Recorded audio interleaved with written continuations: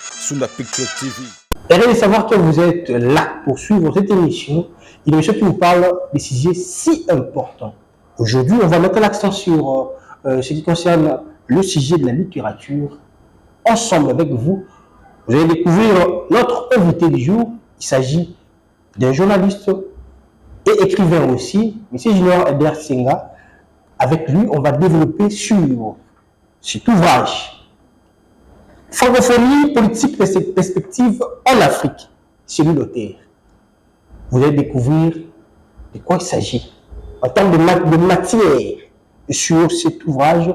Œuvre de M. Junior Edgar Senga, qui j'ai dit bonjour, M. Junior. Bonjour. Comment allez-vous? Je vais bien, M. Christian. Voilà. Francophonie, politique et perspective en Afrique. Qu'est-ce qui vous a inspiré de nous donner cette œuvre avec ces titres? Surtout les titres qui intéressent la première question. Voilà. Le titre doit nécessairement intéresser, tout simplement parce que la francophonie était autrefois un rassemblement de ceux qui parlent la langue française.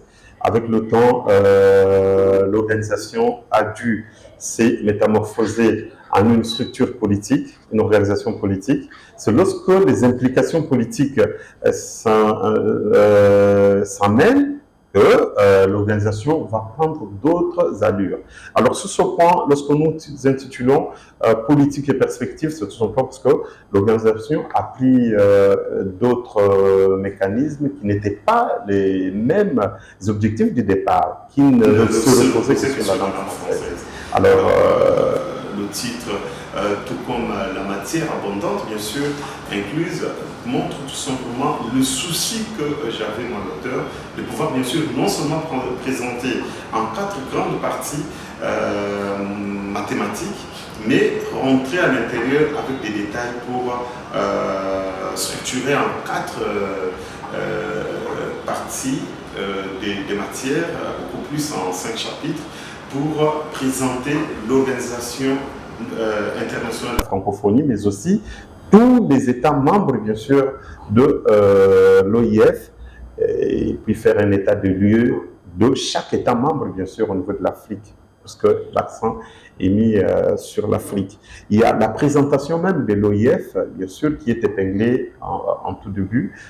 Son objectif, ses attributions aussi. Sont ceux qui entendent parler de la francophonie. Il y a eu le jeu de la francophonie ici il y a peu. Beaucoup entendent parler de la francophonie, voire même lorsqu'il y avait des concerts qui s'est joués durant ces grands événements, bien sûr, des athlètes de tous bords, bien sûr, du monde francophone. Ben, les Congolais résumaient les tout autour d'un terme, d'un seul mot, francophonie. Alors ils ne comprenaient pas. Or, francophonie, ce n'est pas les Jeux olympiques, ce ne sont pas les Jeux olympiques.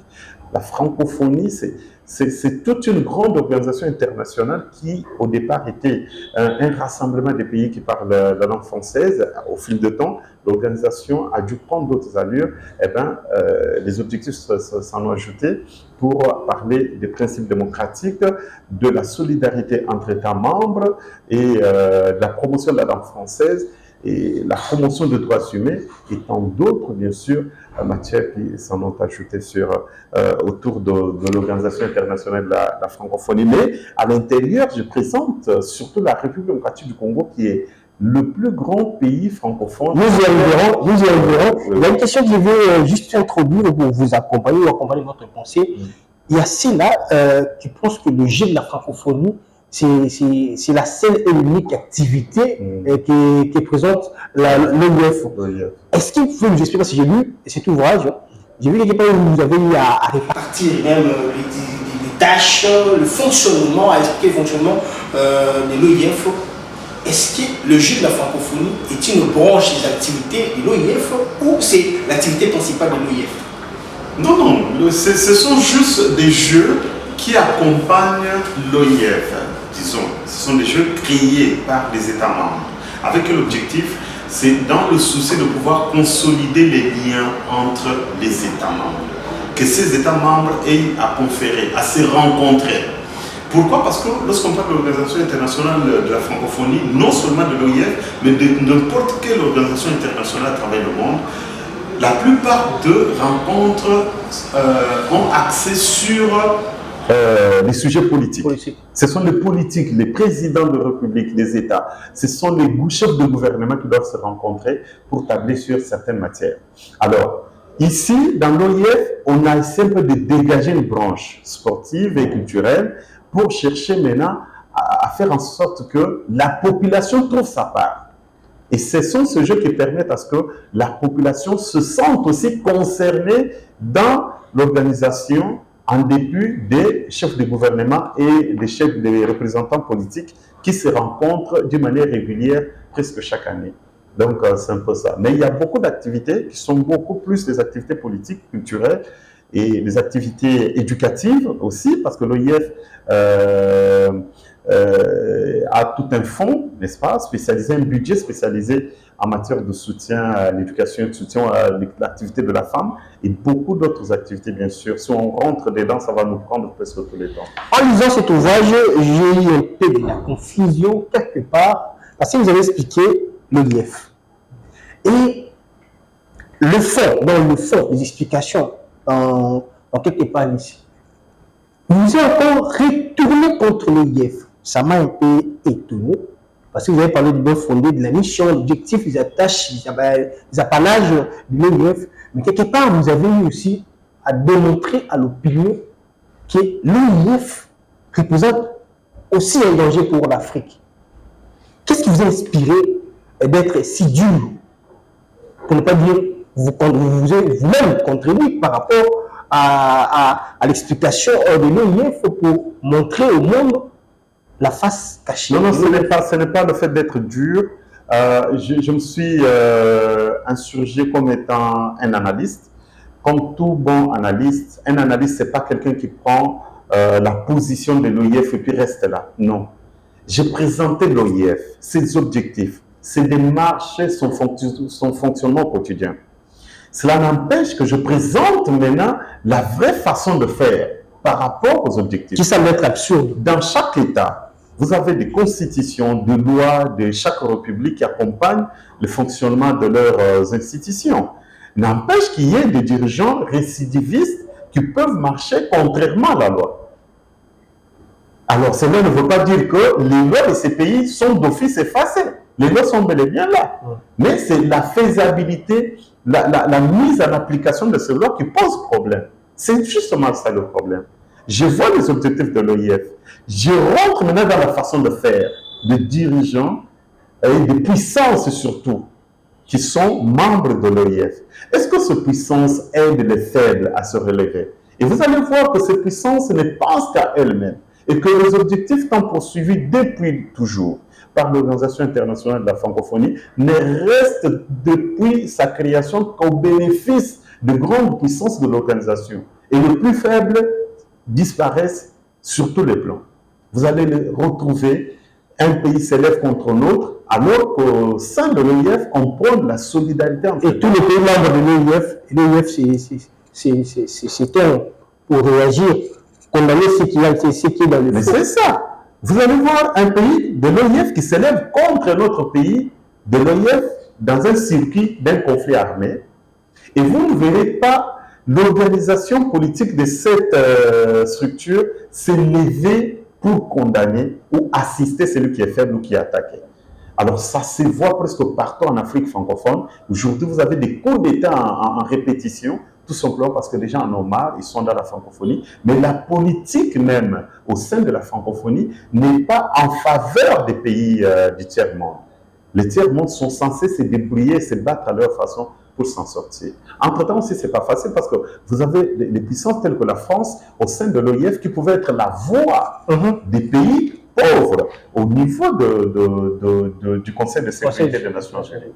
Chose qui n'est pas faite. Vous allez voir que la France va aller se faire amie d'ailleurs avec les pays du Commonwealth qui sont de l'OIF, mais abandonnant ses pairs qui parlent français et qui d'ailleurs pensent qu'un jour, aujourd'hui ou demain, la France pourrait constituer une lueur de l'espoir au niveau de l'Organisation internationale de la francophonie. Alors, c'est cela qui laisse maintenant désirer, qui laisse à poser des questions, mais est-ce que la France même qui fait partie des pionnières ou des pionniers qui ont créé l'OIF, comment peut-elle deux fois prendre position contre les avantages même de l'Organisation internationale de la francophonie. Et beaucoup vous diront que la France n'a jamais défendu l'Organisation internationale de la francophonie. La France s'épanche vers ses intérêts. Ben, c'est vrai que chaque État va toujours vers ses intérêts, c'est qu'exigent les relations internationales. Les États n'ont que des intérêts et non des états d'âme, ça c'est vrai. Mais lorsque c'est trop affiché d'une manière publique, ça froisse et ça dégrade les bonnes relations, bien sûr, au niveau de l'Organisation internationale de la francophonie. Monsieur Junior Senga, allant dans le sens où dans la même ligne de votre philosophie, vous n'avez pas que votre ouvrage envoie la population africaine à signifier à la langue française. Vous faites pas les gens qui sont capables de cette langue. Les pays africains, presque dans l'ensemble, ont déjà développé il y a très longtemps, avant même mon ouvrage, un sentiment anti-français. Alors, moi, par contre, dans mon ouvrage, je suis en train de montrer, de venir dans le même contexte, pour ne pas contredire nos frères africains, je rentre dans le même contexte pour demander à ces États africains de ne pas s'insurger contre la langue française, de faire la part des choses. Nous sommes contre la politique de la République française, oui, ça c'est un fait. Mais nous ne devons en aucun cas nous insurger contre la langue française. Pourquoi? Parce qu'une langue, c'est une richesse culturelle. Quel que soit l'auteur qui en a créé, qui en est l'auteur ou disons, originaire, où cette langue appartiendrait à tel ou tel autre État. Mais si longtemps, dès lors que cette langue prend déjà toutes les cultures et ramasse le monde, eh bien, nous devons nous aligner derrière. Pourquoi? Parce que aujourd'hui, avec le français, je peux voyager. Je vais au Canada, je vais acheter, je vais vendre, je vais changer. Je vais aller à Colombie, je vais aller à Bruxelles, je vais parler. Je vais aller, c'est pas en Allemagne, en France. Dans beaucoup de pays, en Suisse, je vais parler, je vais échanger avec mes compatriotes. Je serai à Bukavu, à Uvira. Je peux parler à Goma. Je vais me retrouver dans le Kananga, Bujimaï, Kisangani. Avec le français, je vais échanger tranquillement avec tout le monde. Je peux parler, je peux vendre, je peux acheter. Je n'aurai jamais de problème. Je suis tranquille parce que j'ai la langue française, qui n'est pas ma langue. C'est une langue qui nous a été importée. Et vous allez voir que sur ce point, n'eût été la langue française, nous ne pouvons pas avoir cette cohésion nationale, tant nationale qu'internationale d'ailleurs. Pourquoi? Parce que déjà avec ces barrières, moi je parle lingala. À Kinshasa, nous sommes de Kinshasa, nous parlons lingala. Si aujourd'hui je me rends à Kisangani ou bien à Lubumbashi, Goma, je ne pourrais pas communiquer avec la population de ces points. Et pourtant nous sommes des Congolais. Mais je ne saurais pas, pourquoi? Parce que dans toutes ces recoins de la République, chaque province a ses langues, ou sa langue nationale, et ses langues, des petites langues ethniques et locales. Alors, lorsque vous allez déjà mettre en amour, votre langue, c'est pas nationale, vous allez échouer. Je ne saurais pas bien échanger à Goma si je n'ai pas de français. En Bujimaï, avec mon français, je vais échanger. Kisangani avec le français. À l'extérieur du pays de même. Bénin, Côte d'Ivoire, Centrafrique, Gabon, ainsi de suite. La population africaine ne signifie pas de la langue française. La langue, c'est une richesse culturelle. Nous devons la protéger. Mais c'est une cohésion en fait entre peuples. En vous lisant dans cet ouvrage, j'ai senti en tant que scientifique, en tant qu'intellectuel, une prophétie. Quelle prophétie? C'est ce qui s'est passé au Niger. Ce qui s'est passé au Burkina Faso et consort. Ça sent du genre prophétie dans votre ouvrage où, dans quelques jours passés, j'ai moi-même suivi le capitaine du Burkina Faso qui a dit chez nous en Afrique, on se sent intellectuel lorsqu'on parle seulement français. Et si aujourd'hui, nous mettons la langue, il avait utilisé leur langue, langue X comme la langue officielle, ça va créer des ennuis, alors que tout ce qui parle français là agit contre la volonté de la population. C'était déjà genre la volonté de se tourner le dos contre le français. Et ça colle vos pensées de cette ouvrage. J'avais pressenti. C'est ça même un analyste, je venais de le dire tout à l'heure. Un journaliste qui est analyste, c'est quelqu'un qui parle en prophète. Lorsqu'il dit des choses, il a déjà examiné son environnement. Il a examiné le monde. Il examine le monde, il amène la matière. Il n'y a pas que le Burkina Faso. Il y a la République centrafricaine qui s'est aussi manifestée pour dire que bientôt nous allons adhérer la langue française au bénéfice de nos langues locales. Je leur ai dit, mais bon, là, l'ouvrage était déjà publié, pendant que moi, j'avais déjà prédit que nos États allaient en guerre contre le français, allaient plutôt en guerre contre la République française. C'est cette République qui a une politique, je dirais, un peu colonialiste, masquée, sous prétexte qu'il y a une démocratisation dans la façon de faire. Alors qu'en exercice, dans la pratique, on n'a jamais connu cette expansion démocratique. Nous sommes encore dans cette politique coloniale, dans leur exercice. Il n'y a pas que la France, il y a presque toutes les grandes puissances. Les États-Unis aimeraient toujours garder le Rwanda. Je l'ai dit clairement dans mon ouvrage, que l'armée rwandaise et le Rwandais soutenu financièrement par les États-Unis d'Amérique. Il y a l'Union européenne aussi qui soutient cette armée. Et cette armée est accusée dans des atrocités sanglantes que la République démocratique du Congo est en train de connaître au niveau de sa partie de l'Est de la République. Alors, tout ça, c'est pour montrer que les Occidentaux doivent opter de nos jours à la coopération, d'oublier la politique coloniale. C'est une politique qui ne permet pas l'avantage de deux côtés. Pourquoi? Parce que cette politique a déjà montré ses limites. Ils considèrent l'Afrique comme le pays partenaire. Et les pays du tiers-monde se relèvent de nos jours.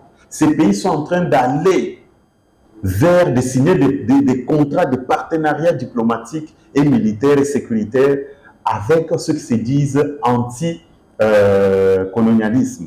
C'est comme la Chine, la Russie, la Corée du Nord et tant d'autres pays de la Ligue arabe. Alors, les États africains aujourd'hui sont en train d'aller vers ces États-là pour créer des blocs et bénéficier d'une protection sécuritaire et disons, militaire.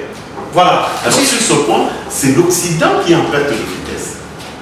Parce que l'Occident puise beaucoup sur le continent africain. D'où il y a lieu de coopérer pour que le pire n'arrive pas dans l'Occident dans les jours à venir. Parlons du chapitre 3 de votre ouvrage, plus précisément à la page 161, où vous avez à accentuer sur la francophonie en République démocratique du Congo. Nous sommes Congolais, et qu'est-ce qui vous a poussé à marteler sur ces chapitres? C'était parce que vous connaissez ce qui se passe à l'Est de la République démocratique du Congo, où vous voulez montrer au monde ce que c'est le IEF avec sa face obscure. Oui, ça c'est une bonne question. Le problème c'est quoi? On ne peut jamais parler de la francophonie sans citer la République démocratique du Congo. Pourquoi? Parce que la République démocratique du Congo est le premier plus grand pays francophone au monde. Alors, parler aujourd'hui francophonie et mettre de côté la République démocratique du Congo serait une erreur. Étant le plus grand pays francophone, mais regardons quand même ces plus grands francophones. Quoi gagnent-ils ces pays? Surtout le plan par rapport bien sûr aux objectifs de la francophonie. C'est là où, à l'intérieur, si vous rentrez dans la lecture, vous verrez comment ces pays s'est vu déchirer au fil des décennies par ses pairs même membres de la francophonie, alors que les puissances de l'organisation partent, au lieu de soutenir ces grands pays francophones, soutiennent par contre les ennemis de ces pays. Alors c'est une forme de controverse qui ne dit pas son nom. C'est là où il y a l'ambiguïté des rapports diplomatiques ou l'ambiguïté diplomatique dans la façon de faire de l'OIF. Et c'est là où même vous allez voir dans le texte, dans la lecture, que j'en appelle à l'orthodoxie diplomatique entre les pays membres, bien sûr, de l'OIF. C'est à partir de la démocratie du Congo. Ce n'est pas parce que il y a la guerre à tout prix à l'Est, mais tout simplement parce que le pays représente beaucoup au niveau de l'organisation. Et lorsqu'on dit plus grand pays francophone au monde, les gens devraient avoir un exemple. Aujourd'hui, la francophonie multiplie les adhésions. Pour quel intérêt? Tout simplement en ne se basant pas sur les objectifs de l'organisation. Et les adhésions sont multipliées par rapport à des intérêts des puissances qui sont membres de l'OIF. D'où les pays du tiers-monde qui sont issus de l'OIF ne sont là que pour être utilisés en cas de grandes décisions. Des marionnettes en fait. Ne jouent aucun rôle au niveau de l'OIF. Donc on vous utilise tout simplement au cas où on a besoin de vous. Lorsqu'on n'a pas besoin de vous, c'est comme des chiffons, on vous jette. Dans la vie, on voit les choses. Est-ce qu'il peut attendre quelque chose positif de l'OIF? L'Afrique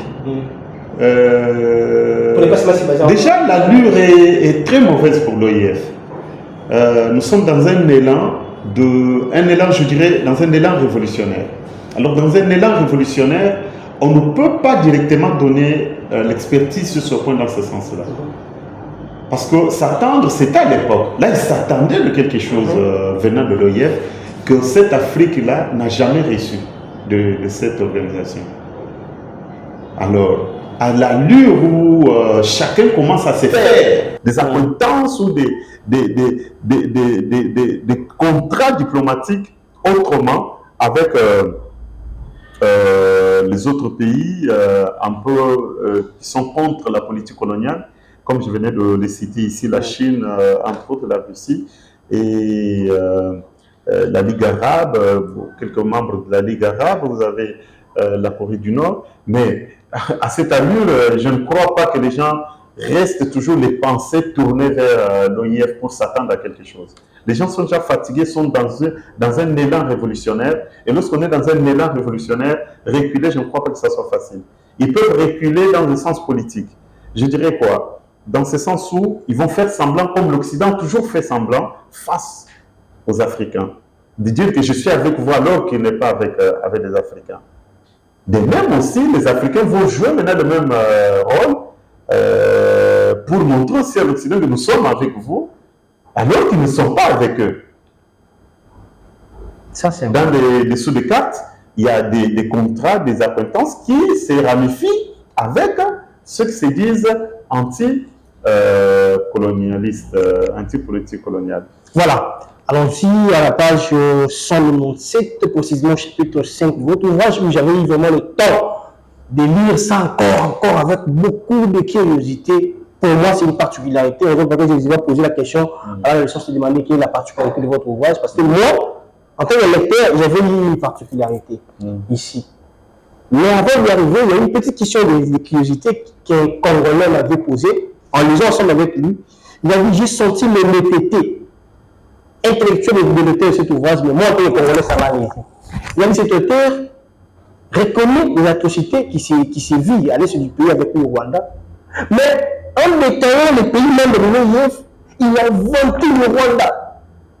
En tout cas, c'est une question de curiosité. Avant d'enfoncer la grande question que je vous ai déjà annoncée, le Congolais en question a dit, moi, ça m'a laissé quand il va enfoncer sur le Rwanda, son fonctionnement, ça s'est tout de toi. En tant que Congolais, il a fallu qu'il soit un peu beaucoup plus patriotique dans ces points-là. De vous-même. De vous-même. Oui. Vous ne vous sentez pas interpellé par cette question? Non. On n'analyse pas les faits comme ça. Lorsque vous rentrez dans la page 72, vous fouillez jusqu'à la page 72, vous allez voir là où je suis en train de parler des atrocités sanglantes causées par le Rwanda, le Rwanda qui est soutenu par les pays occidentaux financièrement pour créer ou réaliser l'idée de la balkanisation de la République démocratique du Congo partant de l'Est. Et lorsque je l'ai dit, je n'ai pas froid aux yeux, je l'ai dit clairement, avec les mots durs d'ailleurs. Mais ici, je présente les pays, il y a tout un chapitre qui fait un état de lieu de chaque pays membre. Mais comment voulez-vous? Quand vous allez faire un état de lieu d'un pays membre, quand bien même vous êtes ennemi, mais dites ce que vous avez trouvé, c'est un état de lieu. Un état de lieu, ce sont des enquêtes. Dites clairement ce que vous avez trouvé. Vous avez trouvé quoi précisément? Alors vous ne pouvez pas passer à côté de la plaque. Dites la vérité. Mais lorsque vous rentrez dans les analyses, vous allez indexer maintenant ces pays-là dans le mal qu'il commet à l'égard de d'autres membres de l'organisation. En faisant le détail de chaque pays membre de l'UE, et vous présentez le Rwanda tel qu'il est, comme pays. Sans vous présenter le Bénin tel qu'il est comme pays. Vous n'allez pas le présenter tout de suite comme pays agresseur de tel pays. Vous le présentez comme il est. Vous présentez sans pourtant mentir, non, vous ne mentez pas. Vous allez présenter le Gabon tel qu'il se présente. Mais les Congolais en question m'avaient encore soumis une petite question. Ils disaient, quand il a détaillé là, avec ses richesses, s'il a fait tout, Il est allé me voler un secret qu'il ne pouvait pas étaler dans une voie qui va rester pour toute une vie en disant, quelque part, il a lu, moi aussi j'avais eu le temps de lire, quand vous avez décortiqué la République du Congo, vous avez touché la nouvelle manière de faire des dirigeants qui ont passé en République du Congo, pas des gens qui ont même des diplômes, beaucoup de diplômes, mais ils n'arrivent pas à arriver dans le bon sens pour le pays. Il a dit que là, tu as très mal valu le pays. Non, le point c'est quoi? Si vous regardez, il devrait aller un peu loin dans le texte. Vous arrivez sur ce point, vous regardez le malheur vient d'où? Regardez comment le pays a été géré après la colonisation. Vous présentez les dirigeants en succession, la politique de chacun, comment cette politique n'a pas bénéficié à l'avancée au développement de ces pays. Alors, à un point, vous vous arrêtez, vous dites, mais écoutez, tout ça, ça cause de ceci. Parce qu'il y a eu ça, parce qu'il y a eu ceci, que ces dirigeants n'ont pas pu faire, n'ont pas pu. Mais pour la première fois, on a un dirigeant, par exemple, Tshisekedi, Félix Antoine Tshisekedi, qui vient réveiller une institution financière de... Chef, vous avez parlé de ça? Pour un contrôle. Or, ça n'a jamais été le cas en République démocratique du Congo depuis belle lurette monnaie de la République démocratique du Congo. Alors que existait depuis des années. Était dans l'ombre, était Tshisekedi arrive, il le réveille, il va ressusciter cette institution, il pourvoit le moyen, il demande aux inspecteurs de cette institution, allez-y en guerre. Attrapez, arrêtez tout celui, mettez aux arrêts tout celui que vous trouverez sur les deniers publics. Et le travail a commencé, on a vu de grandes personnalités aller en prison, chose qui n'a jamais été possible en République démocratique du Congo. Il suffit que cette personnalité prenne son téléphone, c'est fini, l'affaire est close.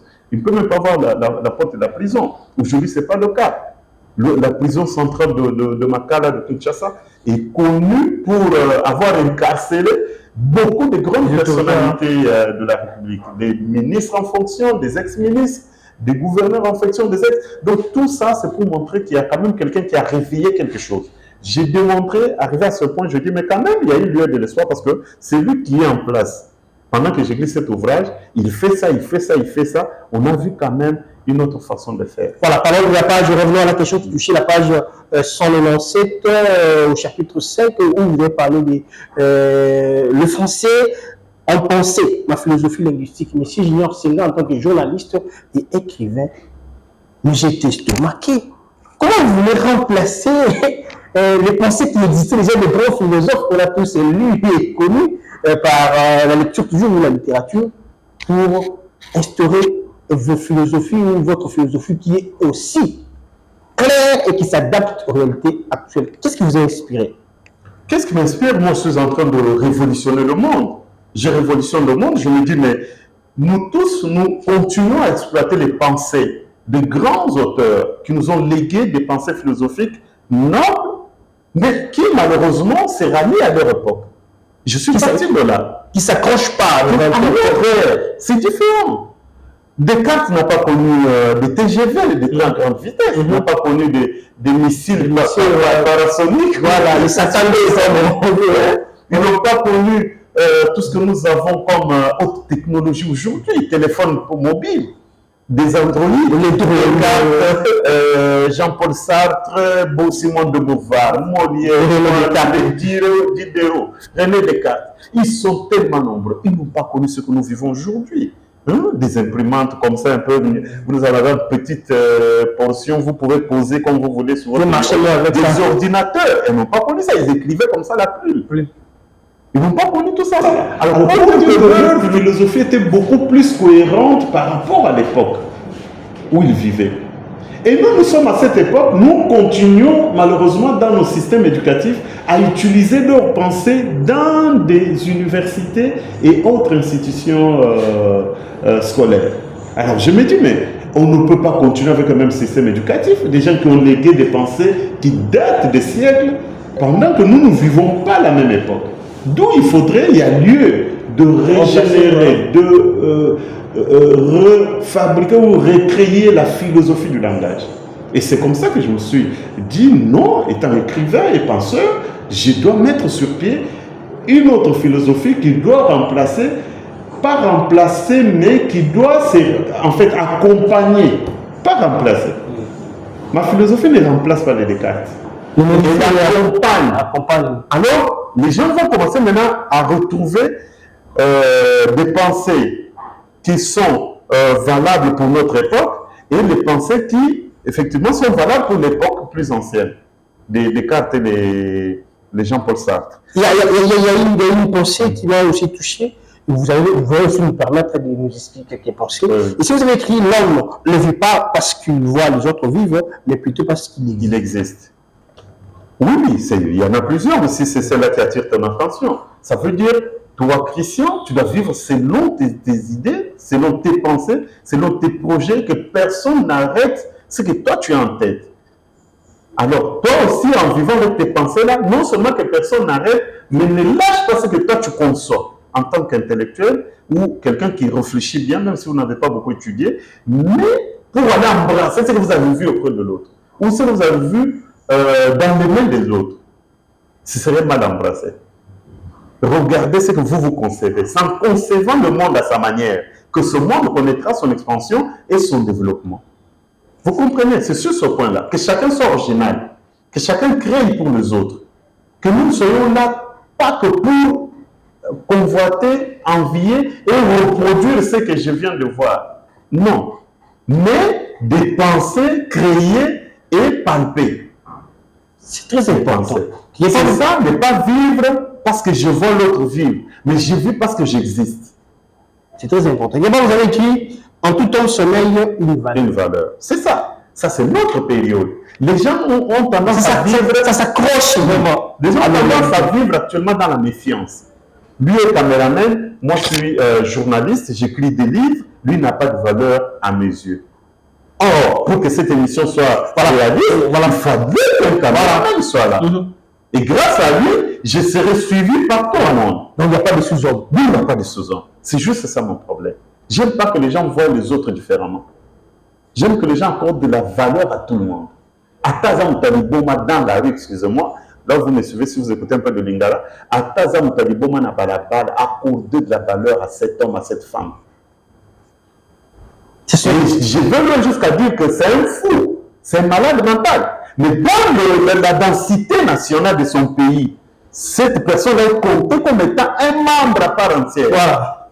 C'est écrit. J'ai expliqué ça. À Kaza, compter le code congolais.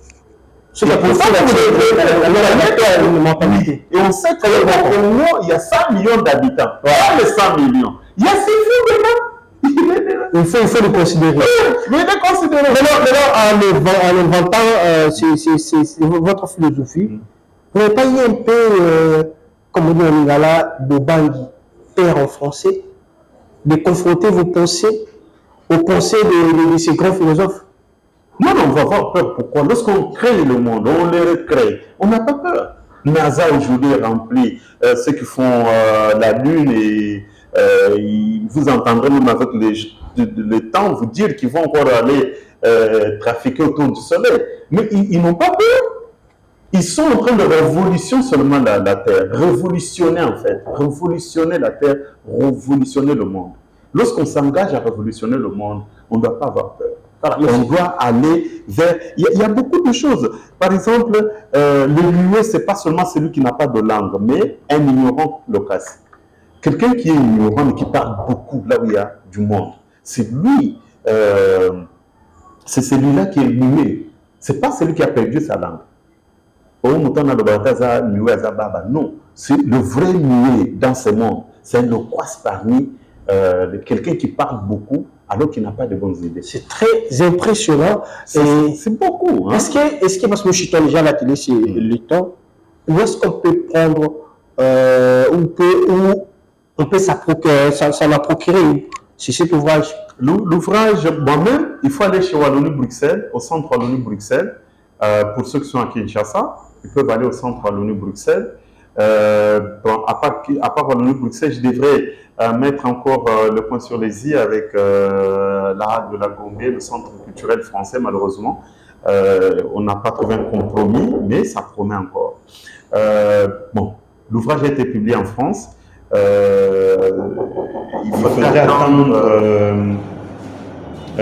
faudrait attendre Pour ceux qui sont en France, par exemple, ils peuvent trouver ça dans toutes les librairies sur l'espace européen. Ils vont retrouver cet ouvrage Francophonie, politique et perspective en Afrique. Voilà. La patience paye parce qu'elle n'est pas immobile. Tu vois des pensées comme ça. Beaucoup de gens disent il faut de la patience. Même les pasteurs disent ça, non? Or, on dit la patience paye, c'est tout simplement parce qu'elle n'est pas immobile. Ceux qui disent la patience paye, ils doivent continuer à dire que cette patience paye parce qu'elle n'est pas immobile. Ça veut dire, si tu es patient, tu dois être patient en faisant quelque chose, en marquant les pas. On ne peut jamais être patient chez soi en regardant la télévision. Ça, c'est pas de la patience. À l'église, si on dans les montagnes, ce sont eux qui disent aux gens que vous devez être patient et puis ils n'ajoutent pas des mots. Alors moi, j'ajoute le mot, je dis, si vous entendez souvent, les gens vous disent que vous dire que la patience paye, elle paye tout simplement parce qu'elle n'est pas immobile, c'est parce qu'elle bouge. elle bouge. Si elle ne bougeait pas, elle n'allait pas payer. Pour dire que tous ceux qui se sont vus payés par la patience, ils bougeaient. Au moins, tu as des bras croisés, tu ne bouges pas, tu ne te lèves pas le matin pour aller chercher le boulot. Après le soir, tu te dis non, à l'église, on t'a dit que la patience payait. Et tu es là, tu attends à ce que la patience paye. Là, elle ne va pas te payer. Tu attends sans rien faire. Là, la patience ne va pas payer. Voilà. Donc, les pensées viennent vraiment rencontrer les besoins de l'heure. Très important. Monsieur Général Edouard Senga, nous sommes presque à la fin de notre entretien. J'ai quelques questions, du genre 3 questions. Moi, quand tu es rentré dans la philosophie, tu m'as tué parce que ça a beaucoup de temps. Qui nourrit la vache tire le lait. Tu vois, il y a beaucoup de qui nourrit la vache tire le lait. Il y a beaucoup de Aujourd'hui, l'amour sans intérêt ne semble pas exister. Tu vois, qui nourrit la vache tire le lait. Donc, on laisse ça pour laisser. Tu vois, c'est ça qu'on dit en Lingala. Donc, qui nourrit la vache tire le lait. Donc, beaucoup semblent perdre cet amour-là envers les autres, de soutenir, d'aider, de tout faire sans attendre quelque chose au retour. Aujourd'hui, tout amour doit toujours donner quelque chose au retour. Alors ça, c'est une mauvaise perception de choses. Les gens doivent s'aimer sans intérêt, sans attendre quelque chose au retour. Et ça devient une mauvaise perception dans la communauté humaine actuellement. Surtout à Kinshasa, là où on dit ce n'est pas normal, c'est qu'il y a quelque chose. Il faut toujours être en tête qu'il y a aussi de ces gens qui gardent encore cette bonne perception de choses et que s'il soutient, il peut soutenir aussi gratuitement. Alors ne restons pas seulement dans la philosophie de nourrir la vache pour tirer le lait. Donc, comme je l'ai dit ici, à travers cette pensée-là. La pauvreté est une malédiction, mais le pauvre n'est pas maudit. Ça aussi, ça m'a un peu perturbé. Je me suis dit, bon, par là, qu'est-ce qu'il veut dire? La pauvreté est une malédiction, tout le monde connaît, la pauvreté est une malédiction. Mais le pauvre n'est pas maudit. Être pauvre, c'est un état d'esprit. Quelqu'un qui refuse d'être pauvre, il va le refuser et agir. Moi, je suis journaliste à la télévision, mais voici, je vais jusqu'en France publier des ouvrages. Tout ça, je gagne de l'argent derrière. Ce n'est pas fini. Je suis un homme d'affaires. Est-ce qu'un écrivain à la démocratie du Congo, dans le monde actuel, est-ce que c'est intéressant? Et c'est facile. C'est facile. C'est facile d'écrire. Mais ce n'est pas facile de gagner par la voie de la littérature. Écrire, c'est facile. C'est tout homme qui a ses pensées, ses bonnes idées, qui peut les coucher et en produire un ouvrage. Mais facile pour en faire un gagne-pain, non. Vous devez écrire pour ne pas vous attendre tout de suite à gagner de l'argent derrière les ouvrages. Être journaliste ou écrivain, comment vous en sortez? C'est le même travail. Ici, je fais des recherches abondantes que je mets à la presse publique dans un bloc qui ne va pas disparaître tout de suite. Comme on dit, les paroles s'en vont ou s'envolent, les écrits restent. Ça reste des siècles et des siècles. Par contre, quelqu'un qui va à la télévision, qui présente le journal, c'est parti, non? Alors, il faudrait savoir, est-ce que les fichiers pourront conserver autant de prestations ou d'éditions pour que ces éditions soient présentées 50 ans plus tard? Comprenez un peu. D'où, je fais le même travail. Je me dis, au lieu de me limiter seulement à parler à la télévision, je dois ramener les choses sur un autre champ, cette fois-ci de la littérature, pour que mes idées, ma façon de réfléchir restent à perpétuité. Est-ce que la littérature nourrit son homme? Quand on écrivait en République démocratique du Congo. Lorsqu'on publie en République démocratique du Congo, non. Mais lorsqu'on publie, comme moi je publie à l'extérieur, oui, il y a, à la fin d'une certaine période, il y a toujours un calcul qui s'est fait et puis on s'établit sur le pourcentage, le partage, qui gagne quoi et tout. Merci beaucoup, nous sommes presque à la fin de cet entretien. Un mot de la fin par rapport à ceux qui pensent ou ceux qui aiment la littérature et ils ont un peu de réticence en disant là-bas on ne va pas gagner.